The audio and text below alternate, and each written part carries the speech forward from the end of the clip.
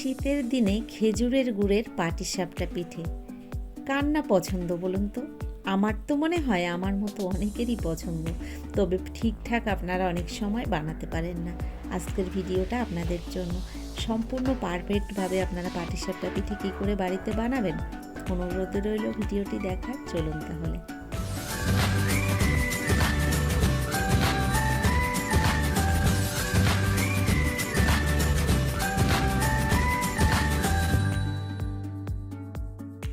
আজকের রেসিপি খেজুরের গুড়ের পাটিসাপটা পিঠে কী করে তৈরি করলাম।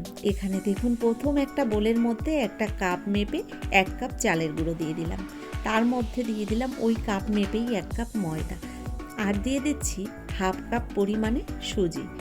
মাপগুলো ঠিকঠাক যদি আপনারা দেন তাহলে কিন্তু পিঠেটা সুন্দর তৈরি করে নিতে পারবেন। দেখুন, এখানে স্বাদ মতো আমি দিয়ে দিলাম লবণ। এবার দিয়ে দিচ্ছি খেজুরের পাটলি গুড়। আমি আগে থেকে গ্রেটারে গ্রেট করে নিয়েছি, সেই গুড়টাই এখানে ব্যবহার করছি। তো এখানে আমি আমার পরিমাণ মতো গুড় দিয়ে দিলাম। আপনারা যেমন মিষ্টি খাবেন সেই অনুযায়ী গুড়টা ব্যবহার করবেন। এবার দেখুন, ব্যাটারটা তৈরি করার জন্য আমি এখানে উষ্ণ গরম জল নিয়েছি। আপনারা কিন্তু দুধ দিয়ে যদি তৈরি করেন তাহলে এখানে উষ্ণ গরম দুধও ব্যবহার করতে পারেন। এখানে 1.5 কাপ পরিমাণে আমি উষ্ণ গরম জল দিয়েছি। জলটা দেওয়ার পরে ভালো করে আমি সব কিছু একসঙ্গে মিশিয়ে নিচ্ছি। তবে এখানে আমার জলের পরিমাণ আরও যদি দরকার হয় পরে কিন্তু আমি আরও ব্যবহার করব। আমি আপনাদের দেখাবো আমি কেমন ব্যাটারটা তৈরি করে নিয়েছি। তো দেখুন, এখানে আমার আরও কিছুটা জল দরকার, তো আরও কিছুটা উষ্ণ গরম জলই আমি ব্যবহার করব। এখানে কোনো রকম ঠান্ডা জল আমি ব্যবহার করছি না। তো দেখুন, আস্তে আস্তে আমি কিন্তু ব্যাটারটাকে রেডি করে নিচ্ছি। তবে ব্যাটারের ঘনত্ব অনেকটাই রয়েছে, এখনও আমি কিছুটা জল দিয়ে এই ব্যাটারটা একটু পাতলা বানিয়ে নেব। তো দেখুন, এভাবে আমি ব্যাটারটাকে রেডি করে নিচ্ছি। নমস্কার বন্ধুরা, আশা করছি হয়তো সকলেই ভালো আছেন। টিআর রান্নাঘর থেকে আমি তন্দ্রা আজ নিয়ে এলাম খেজুরের গুড়ের পাটিসাপটা পিঠের রেসিপি নিয়ে। সম্পূর্ণ ভিডিওটি আপনাদের কাছে অনুরোধ রইল দেখার। যদি ভিডিওটি দেখতে দেখতে কোনো অংশ আপনাদের ভালো লেগে যায় অবশ্যই একটা লাইক দিয়ে দেবে। আর যে সমস্ত বন্ধুরা আমার চ্যানেলটিকে এখনও সাবস্ক্রাইব করেননি অবশ্যই আমার চ্যানেলটিকে সাবস্ক্রাইব করে আমার ভিডিওর পাশে থাকা বেল আইকনটি ক্লিক করে নোটিফিকেশানটা অল করে দেবেন। তাহলে কি হবে, আমার ভিডিও আপলোড করার সঙ্গে সঙ্গে তার নোটিফিকেশানটা আপনার কাছে পৌঁছে যাবে। আপনি টাইম মতো আমার ভিডিওটি দেখে নিতে পারবেন। তো দেখুন, কথা বলতে বলতে আমি এখানে কিন্তু ব্যাটারটা পুরোপুরি রেডি করে নিয়েছি। আর ব্যাটারের থিকনেসটা আপনারা দেখেছেন, ঠিক এরকমই রেখেছি। খুব পাতলাও নয়, খুব মোটাও নয়। তো এখানে পিঠে তৈরি করার জন্য ব্যাটারটা পুরোপুরি রেডি হয়ে গেছে। এবার আমি তৈরি করে নেব পিঠের ভেতরে যে পুরটা থাকে সেই পুরটা বানিয়ে নেব।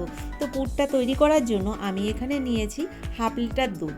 তো দুধটাকে বেশ ভালো করে আমি জাল করে নিয়েছি, আর দুধটা কিন্তু অনেকটাই ঘন হয়ে গেছে। এবার এই দুধের মধ্যে আমি কি দিয়ে এই পাটিসাপটা পিঠের পুরটা তৈরি করি আপনারা সম্পূর্ণ ভিডিওটি দেখুন, তাহলে বুঝতে পারবেন।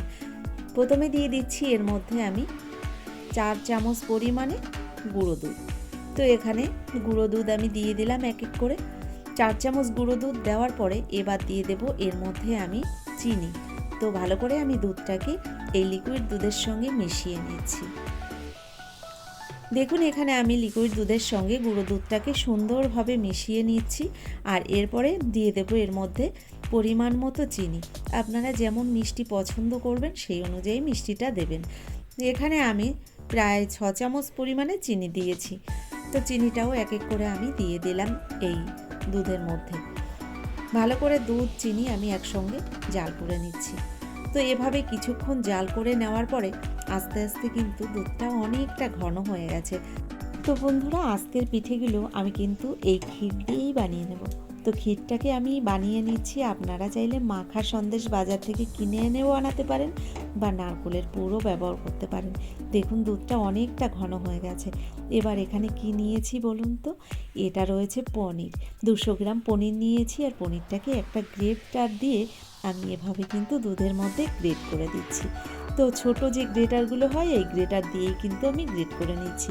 পনিরটাকে সুন্দর করে গ্রেট করে দিয়ে দুধের মধ্যে যদি এভাবে পুরটা বানিয়ে নেওয়া হয় এই পিঠেগুলো এতটা সুন্দর হয় আপনারা না খেলে বুঝতে পারবেন না।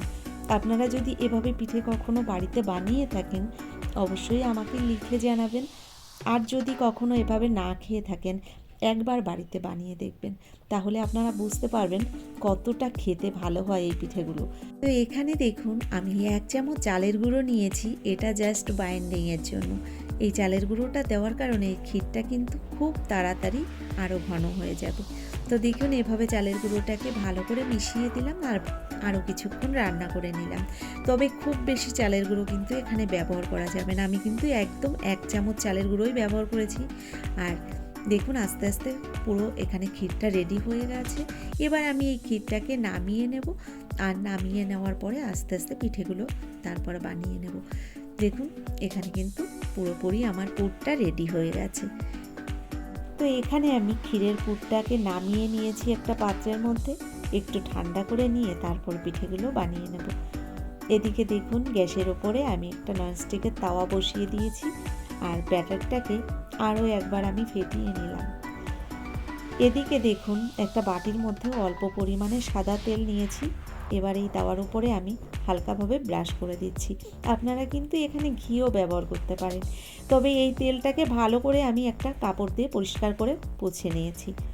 এবার দেখুন এই তাওয়ার মধ্যে আমি 1 হাতা ব্যাটার দিয়ে দিলাম। ব্যাটারটাকে ভালো করে হাতাটার পেছন দিকটা একটু ছড়িয়ে দিলাম। এখানে কিন্তু এই তাওয়ার মধ্যে তেল থেকে গেলে পিঠেটা কিন্তু ভালো হবে না, তেলটাকে ভালো করে কিন্তু পরিষ্কার করে মুছে নিতে হবে। দেখুন দিয়ে দিলাম আমি যে পুরটা রেডি করে নিয়েছিলাম, এখান থেকে কিছুটা পুর এভাবে দিয়ে দিলাম পিঠের সাইডে। আর এভাবে তো আপনারা জানেন আস্তে আস্তে ঠিক রোল বানিয়ে নিচ্ছি আমি। আর এত সুন্দর পিঠেগুলো তৈরি হবে, আপনারা যারা কখনো এভাবে পিঠে বানাননি অবশ্যই একবার আমার এই রেসিপিটি দেখার পরে বাড়িতে বানিয়ে নেবেন। যে পিঠে তৈরি করতে পারে না সেও কিন্তু সুন্দর পিঠে তৈরি করে নেবে। দেখুন একটা পিঠে রেডি হয়ে গেল, জাস্ট 2 মিনিটের মধ্যেই পিঠেগুলো রেডি হয়ে যায়। একইভাবে আমি কিন্তু বাকি পিঠেগুলোও বানিয়ে নিচ্ছি। দেখুন আবারও কিছুটা সাদা তেল ব্রাশ করে দিলাম, ভালো করে পরিষ্কার করে সেটা মুছে নিলাম, আবার 1 হাতা ব্যাটার দিয়ে দিলাম তাওয়ার মধ্যে। তো বন্ধুরা পাটিসাপটা পিঠে তৈরি করতে পারে সকলেই, কিন্তু ঠিকঠাকভাবে অনেকেই পারে না। অনেক সময় কি হয় তাওয়ার মধ্যে পিঠেগুলো আটকে যায় বা তুলতে গেলে সেগুলো ভেঙে যায়, অনেক সমস্যা হয়। মিষ্টি লবণ এগুলো যদি ঠিকঠাক না হয় পিঠেটা কিন্তু ভালো তৈরি হয় না। আপনারা কিন্তু এভাবে যদি সব কিছু মাপগুলো ঠিকঠাকভাবে দিতে পারেন পিঠে এমনিতেই সুন্দর হবে। তো দেখুন পিঠেগুলো কতটা সুন্দর হয়েছে আপনারা নিশ্চয়ই দেখে বুঝতে পারছেন, এতটা দেখতে সুন্দর হয়েছিল। তো প্রত্যেকটা পিঠেই কিন্তু এরকম সুন্দর হয়েছিল। তো বন্ধুরা এবার বলুন তো আপনাদের কার কার এই গুড়ের পিঠে পছন্দ আর কার কার চিনির পিঠে খেতে পছন্দ? সাদা পিঠে কে পছন্দ করেন আর কে এই গুড়ের লাল পিঠে খেতে পছন্দ করেন? অবশ্যই কিন্তু আমাকে লিখে সেটা জানাবেন। আর এখনও যদি আমার ভিডিওটি দেখতে দেখতে লাইকটা দিতে ভুলে যেয়ে থাকেন, একটা লাইক দিয়ে চ্যানেলটিকে যারা এখনও সাবস্ক্রাইব করেননি অবশ্যই আমার চ্যানেলটিকে সাবস্ক্রাইব করে পাশে থেকে যাবেন। দেখুন কথা বলতে বলতে বাকি পিঠেগুলোও আমি এক এক করে বানিয়ে নিয়েছি। তো আজকের মতো এই পর্যন্তই, পরবর্তী ভিডিও নিয়ে আবার চলে আসব। ততক্ষণের জন্য আপনারা সকলে ভালো থাকবেন, সুস্থ থাকবেন, টিয়া রান্নাঘরের সঙ্গে থাকবেন। অসংখ্য ধন্যবাদ ভিডিওটা দেখার জন্য।